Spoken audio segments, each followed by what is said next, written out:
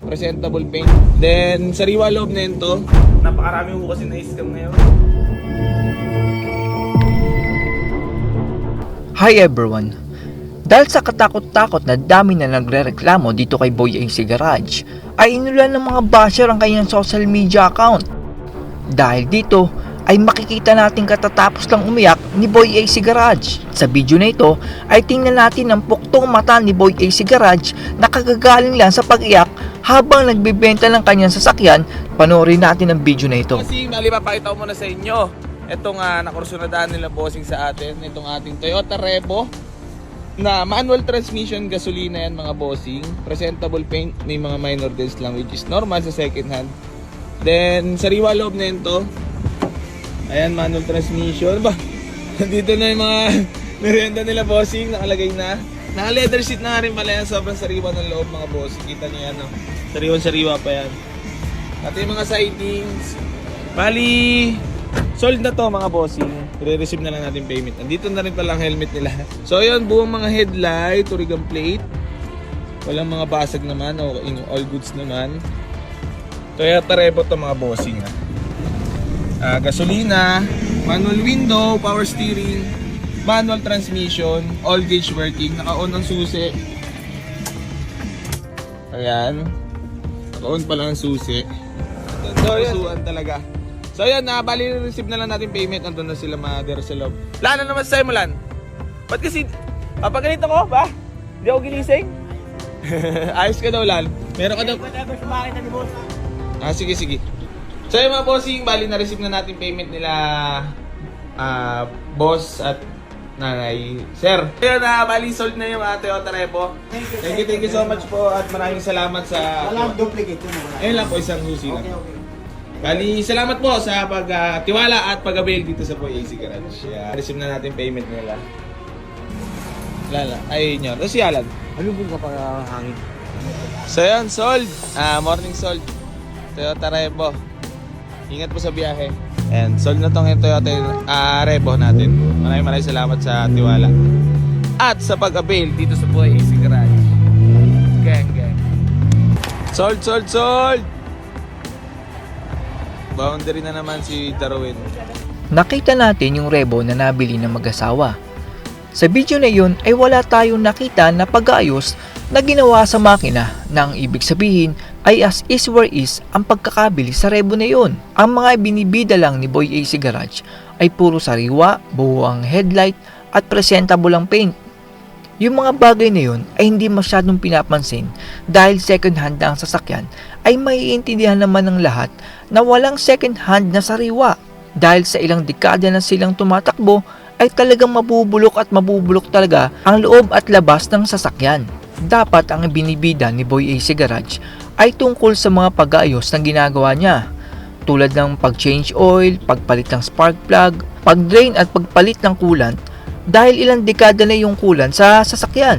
Yung regular oil at oil filter ay gagastos ka lang naman sana ng 1,500 to 1,800. At since may sirani ko naman itong si Boy AC Garage ay kahit sila na yung gumawa noon, pwede niya sana yung ibida sa customer kung saan ay pwedeng i-vlog ni Boy AC Garage. At dahil kilalang kilala naman ng buong Pilipinas ang pangalang Boy AC Garage ay pwede sanang i-vlog niya yun. Tapos yung pera na makukuha ni Boy AC Garage ay pwede niyang gamitin sa pagbili ng mga pyesa. Pati yung pag-aayos na gagawin niya sa mga sasakyan ay pwede niyang i-vlog yun. Para naman makita ng mga tao na kahit papano ay may malasakit ka naman Boy AC Garage sa mga bumibili sa'yo. Pero wala tayo makitang galon kay Boy AC Garage. Kasi kung ano ang kondisyon ng sasakyan nung nabili niya sa mga original owner ay ganun na lang din ito binibenta ni Boy AC Garage. Ang mali kasi ni Boy AC Garage ay dapat meron siyang background sa pagiging mekaniko. Hindi naman kailangan sa university or college mo siya matutunan. Pwede naman sana makakuha ni Boy AC Garage yung mga kaalaman na yon sa mga kaibigan niyang o sa mga kakilala niyang talyer at sa mga vocational courses na nagbibigay ng diretsong kaalaman sa pag-ayos ng kotse. Ito kasing si Boy AC Garage ay mukhang bata pa at dapat habang bata pa siya ay ginugol niya ang kanyang oras sa pag-aaral ng mga sasakyan. Hindi yung tumalon agad siya sa pagiging seller na wala naman siyang alam sa mga sasakyan na binibenta niya. Ang nangyayari tuloy ay basta lang ibinibenta ni Boy AC Garage ng walang tamang pag-aayos, at ang pinakamali ni Boy AC Garage ay hindi siya nagiging honest sa kanyang mga buyer. Ang mga buyer kasi ni Boy AC Garage ay akala nila na sinuwerte sila sa pagkakabili nila. Hindi nila akalain na yung taong iniidolo nila na si Boy AC Garage ay magagawa silang lokohin na may malala palang sira yung sasakyan. Kasi kapag nakita nyo yung mga video ni Boy AC Garage, ay para siyang isang mabait at mapagkumbabang Pilipino. Kaya siya nakakakuha ng simpatya sa mga Pilipino ay yung dating kasi niya na tumatawag siya ng bossing, ay parang ang dating ay talagang paglilingkuran niya yung mga buyer niya ng lahat na makakaya ni Boy AC Garage. Yun naman pala ay ang lahat na nakikita nyo sa social media na ginagawa ni Boy AC Garage ay isa lamang palang palabas para makuha ang loob ng buyer. At kapag nakuha na ni Boy AC Garage ang kailangan niya, which is yung pera nyo, ay lalabas na ang totoong ugali ni Boy AC Garage. Isa pa sa mga tingin ko na dapat gawin ni Boy AC Garage ay yung kanyang mga mekaniko ay palitan niya. Yang kasing mga mekaniko ni Boy AC Garage ay mga mukhang mga bata pa na tipo nag-e-eksperimento pa sa sasakyan. Wala namang masama kung parte yun ng kanilang pag-aaral, pero ang mga customer ay bumibili ng mga kotse kay Boy AC Garage na akala ng mga customer ay nasa maayos na kondisyon. Tingin ko ay dapat kumuha si Boy AC Garage ng marunong talaga, especially sa mga makina, dahil yung mga karaniwang sira ng sasakyan ni Boy AC Garage ay karaniwan sa makina.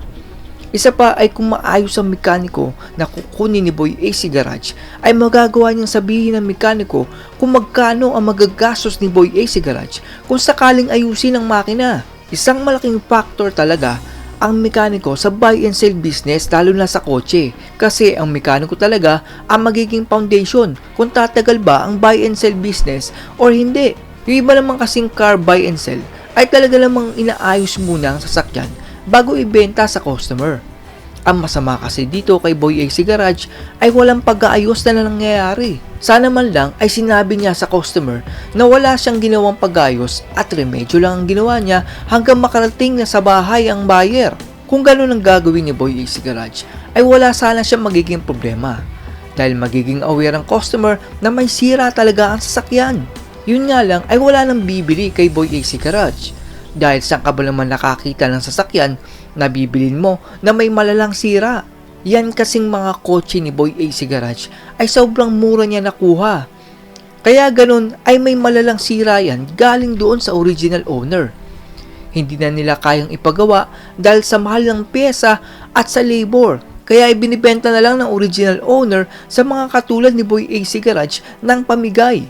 Hindi masama ang maghanap buhay, dahil lahat naman tayo ay may kanya-kanyang pangarap, pero sana isipin din natin na mga taong nagtiwala sa atin ay may mga pangarap din. Dumayo pa sila sa garahe mo, yun naman pala ay di ka magsasabi ng totoo. That's all everyone. Ingat po kayo sa pagbili ng mga sasakyan. This is Chuck and you're watching Biker Drone.